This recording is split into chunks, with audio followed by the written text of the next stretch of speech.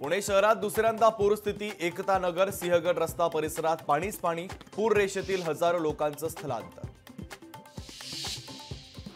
पुण्यातील पूरस्थितीच्या पार्श्वभूमीवर मुख्यमंत्री एकनाथ शिंदे यांच्याकडून दिल्लीचा दौरा रद्द। मुख्यमंत्री पुण्यात जाऊन करणार पूरग्रस्त भागाची पाहणी। मुंबई महापालिकेच्या प्रशासकीय राजवटीत कोट्यवधींचे प्रकल्पाने दैनंदिन देखभाल खर्च पोहोचला 2 लाख कोटींच्या घरात, तर महसुलात मात्र कुठलीही वाढ नाही।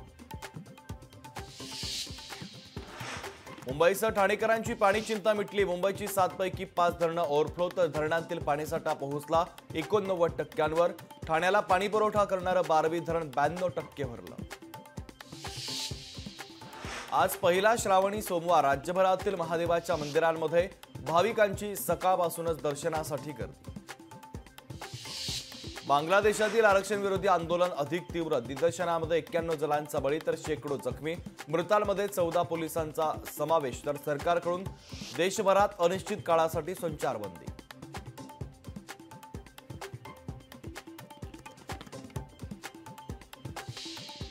पुण्यातील डिंबे धरणातून घोड नदीपात्रामध्ये पाण्याचा विसर्ग। लाखणगाव येथील पूल पाण्याखाली। राष्ट्रपती द्रौपदी मुर्मू परदेश दौऱ्यावर रवाना। द्रौपदी मुर्मू फिजी, न्यूझीलंड या देशांना देणार भेटी। बांगलादेशमध्ये पुन्हा हिंसाचारामध्ये 72 जणांचा मृत्यू, तर 100 पेक्षा अधिक जण जखमी। पुण्यातील घोडेगावात विद्यार्थ्यांना दिल्या जाणाऱ्या दुधात अळ्या। आदिवासी इंग्रजी माध्यम निवासी आश्रम शाळेतील धक्कादायक प्रकार। खडकवासला धरणातून पाण्याचा विसर्ग सुरू। 45,000 क्युसेक वेगाने पाण्याचा विसर्ग। नदीकाठच्या गावांना सतर्कतेचा इशारा। अकोल्यामध्ये शिवसेना उद्धव बाळासाहेब ठाकरे पक्षाचं आंदोलन। रेल्वे पुलासमोर पाणी साचल्यानं केलं आंदोलन।